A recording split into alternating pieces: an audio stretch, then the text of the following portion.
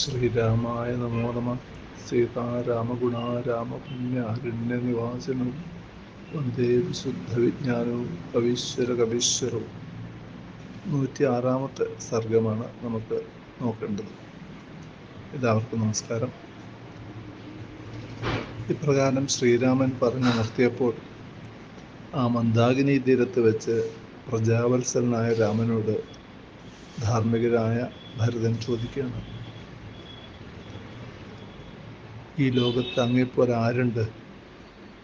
ആർക്കും അങ്ങയ്ക്ക് ദുഃഖം ഉളവാക്കുവാനോ പ്രീതിപ്പെടുത്തി കാര്യം തരാക്കാനോ കഴിയുകയില്ല. അങ്ങ് വൃദ്ധസമ്മതനാണ്.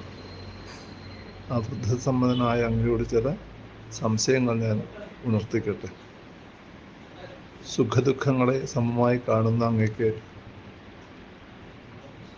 ആരും തന്നെ പ്രേരണ കൊണ്ട് യാതൊരു വ്യതിചലനങ്ങളും ഉണ്ടാക്കാൻ സമർത്ഥരല്ല. ദേവസദൃശനായ അമരസദൃശനായ അങ്ങ് ഇത്തരത്തിൽ കൊടിയ ദുഃഖത്തിന് ഇരയാകരുത്. ഇങ്ങനെ 14 വർഷം കാട്ടിൽ കിടന്ന് ബുദ്ധിമുട്ടേണ്ട ആളല്ല. ഞാനില്ലാത്തൊരു വേളയിൽ എൻ്റെ അമ്മ മൂലം അങ്ങയോട് ചെയ്ത ഈ വൻപാപം, ആ പാപത്തിനെ അങ്ങ് തന്നെ ഞങ്ങളിൽ ഞാൻ, അമ്മ, ബാക്കിയുള്ള ഇതിൽ ബന്ധപ്പെട്ട എല്ലാവരോടും അങ്ങ് തന്നെ പൊറുക്കണം. ധർമ്മബന്ധനമെന്ന ഒരു കെട്ടുള്ളതിനാൽ ഞാൻ അമ്മയെന്ന കൈകേയിയെ കൊടും ദണ്ഡന നൽകി ശിക്ഷിക്കാൻ ഒരുക്കമല്ല. പുണ്യവാനായ ദശരഥൻ എങ്ങനെയാണ് ഇത്തരം പാപം ചെയ്യേണ്ടി വന്ന ഒരു മകനെ അദ്ദേഹത്തിനുണ്ടാവുക? അതിന് മാപ്പിരക്കാൻ അദ്ദേഹത്തില്ലല്ലോ. എൻ്റെ ഗുരുനാഥനും വൃദ്ധനും മഹാപുണ്യവാനും മഹാരാജാവും ആയ എൻ്റെ അച്ഛൻ, ആ അച്ഛൻ ഇപ്പം ഇല്ലാതെ പോയല്ലോ. അച്ഛനെ പറ്റി ഓർക്കുകയാണ് ഭരതൻ. പിന്നീട് ധർമ്മിഷ്ഠനായ ഒരാളെ എങ്ങനെയാണ് ധർമാർത്ഥഹീനമായ ഇത്തരം പാപം, അതും ഒരു സ്ത്രീയുടെ പ്രീതിക്ക് വേണ്ടി ചെയ്യാൻ ഒരാൾക്ക് എങ്ങനെയാണ് കഴിയുക? സ്വയം സമാധാനിക്കുകയാണ്. പിന്നെ മരണകാലത്ത് ഒരാളുടെ ബുദ്ധി, വിവേകം എന്നിവയൊക്കെ പോകുമെന്ന് കേട്ടിട്ടുണ്ട്. അച്ഛൻ ചെയ്ത മഹാപരാധത്തെ അല്ലെങ്കിൽ ശ്രീരാമചന്ദ്ര അവിടുന്ന് തന്നെ പിൻവലിച്ച് അതിനൊരു തീർപ്പാക്കി തരണം. അച്ഛൻ്റെ ഒത്ത പുത്രനായ അങ്ങ് അച്ഛനെ പോലെ ഇങ്ങനെ ഒരു ദുഷ്കൃതത്തിൽ പെട്ടുപോകരുത്. അതിനാൽ ചെറിയമ്മയായ കൈകേയിയെയും എന്നെയും അച്ഛനെയും ബന്ധുക്കളെയും മറ്റു നാട്ടുകാരെയും ഒക്കെ കാക്കേണ്ടത് അങ്ങയുടെ കടമയാണ്. എങ്ങനെ അങ്ങക്ക് യോജിക്കുക? ക്വചാരണ്യം, ക്വചക്ഷാത്രം, ക്വജടാഹ, ക്വചപാലനം. അങ്ങ് കാട് ക്ഷാത്രധർമ്മം ചെയ്യേണ്ട ആളാണ്. അങ്ങക്ക് ഇതവിടെ കാട്ടിലാണ് വാസം. ജട മുടിയൊക്കെ ജടയാക്കി കിട്ടി ഇങ്ങ് രാജ്യം പരിപാലിക്കേണ്ട ആളാണ്. ഈദൃശം വ്യാഹതം കർമ്മം, ഇങ്ങനെ തമ്മിലൊരു ബന്ധമില്ലാത്ത കർമ്മം ഭവാൻ കർത്തുമർഹരി, ചെയ്യാൻ പാടില്ലാത്ത ആളാണ്. ഈ സമയത്ത് രാജ്യം ഭരിക്കേണ്ട ആള് ജടയും കെട്ടി കാട്ടിൽ നടക്കേണ്ടതാണോ? അതാണോ ശരിയായ ധർമ്മം? ആദ്യം ക്ഷത്രിയന് വേണ്ടത് അഭിഷേകമാണ്. അപ്പം അത് നടപ്പാക്കുകയാണ് ഇപ്പോൾ വേണ്ടത്. ഈ ക്ഷാത്രധർമ്മം നോക്കൂ. പ്രത്യക്ഷത്തിൽ ധർമ്മം നടപ്പാക്കുന്ന ക്ഷാത്രധർമ്മം അങ്ങേക്ക് ചെയ്യാമിപ്പോൾ. പക്ഷേ അങ്ങ് ചെയ്യണത് ക്ഷത്രിയൻ്റെ ധർമ്മമല്ല.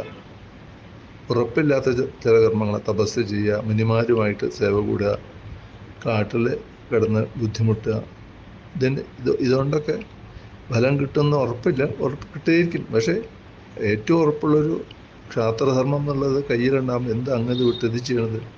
എന്തിനാണ് അങ്ങ് ഇത് തുടരുന്നത്?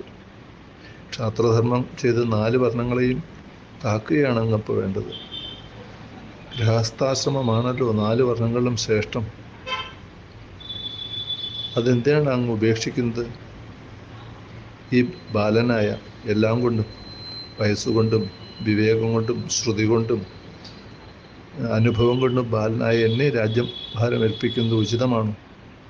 പിത്രമായ ഈ രാജ്യം അകണ്ടകമാണ്. യാതൊരുവിധ ശല്യങ്ങളുമില്ല. ആ രാജ്യം പരിപാലിക്കുക എന്ന സ്വധർമ്മം ചെയ്ത് ബാന്ധവരോടൊത്ത് അങ്ങ് പരിപാലിച്ചാലും അങ്ങയുടെ അഭിഷേകം നടത്താൻ ഞങ്ങൾ തയ്യാറാണ്. വസിഷ്ഠൻ, വാമദേവൻ മുതലായിട്ടുള്ളവർ പോലും അതിന് തയ്യാറായിട്ടാവുന്നത്. അതിനുള്ള എല്ലാ സൗകര്യങ്ങളും ഇവിടെ വെച്ച് തന്നെ നടത്താം.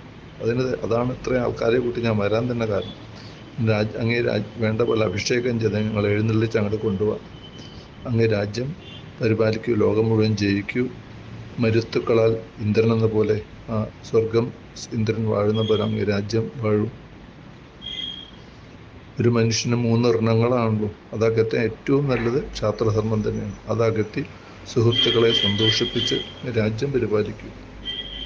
ഞാൻ കാണിൽ വീണ് അപേക്ഷിക്കുകയാണ് നിങ്ങളോടൊന്ന് കരുണ കാട്ടൂ. എന്നാൽ ഈ വന്ന ആൾക്കാരൊക്കെ ഉണ്ടല്ലോ, ഇവരൊക്കെ സന്തുഷ്ടരാവട്ടെ. പെട്ടെന്ന് ഇവരൊക്കെ സന്തുഷ്ടരാകും അങ്ങ് വരുന്ന പറഞ്ഞില്ല. അതല്ല, അതൊന്നും അങ്ങക്ക് സ്വീകാര്യമല്ലെങ്കിൽ അങ്ങ് കാട്ടിൽ തന്നെ വാണോളൂ, ഞാനും പിന്നാലെ ഉണ്ടാവും. പ്രകാരം ഭരതൻ പറഞ്ഞെങ്കിലും ശ്രീരാമചന്ദ്രൻ ഉറച്ച മനസ്സോടെ തന്നെ നിന്നു. അപ്പം അത് കണ്ടു നിന്നിരുന്ന ആ പൗരജനങ്ങൾക്കൊക്കെ ദുഃഖവും സന്തോഷവും മാറി മാറി വന്നു എന്നാണ് പറയുന്നത്. ഭരതൻ ഇങ്ങനെ ചെയ്യുന്നുണ്ടല്ലോ എന്നുകൊണ്ട് സന്തോഷം. ഇത്രയും ശ്രേഷ്ഠനായ രാജാവിനെയാണല്ലോ ഇപ്പോൾ ശ്രീരാമചന്ദ്രൻ തന്നെ ഏൽപ്പിച്ചേക്കുന്നത്. ആ ഭരതനെയാണല്ലോ ഞങ്ങൾക്ക് ഇപ്പോൾ കിട്ടിയേക്കുന്നത്. ഭരതന് വേണ്ട സമയത്ത് വേണ്ട ബുദ്ധി തോന്നിയല്ലോ എന്നുള്ളതുകൊണ്ട് സന്തോഷം. രാമൻ വരുന്നില്ല എന്നുള്ളതുകൊണ്ട് ദുഃഖം. ഇപ്പം എല്ലാവരും അമാത്യന്മാർ, പൗരന്മാർ, ഋത്വിക്കുകൾ, ബ്രാഹ്മണോത്തമന്മാർ, പ്രത്യേകിച്ച് അമ്മമാർ കരഞ്ഞുകൊണ്ട് കണ്ണീരോടുകൂടി അവരെല്ലാവരും ആ ഭരതനെ പ്രശംസിച്ചു എന്ന് പറഞ്ഞുകൊണ്ടാണ് ഈ സർഗം അവസാനിക്കുന്നത്.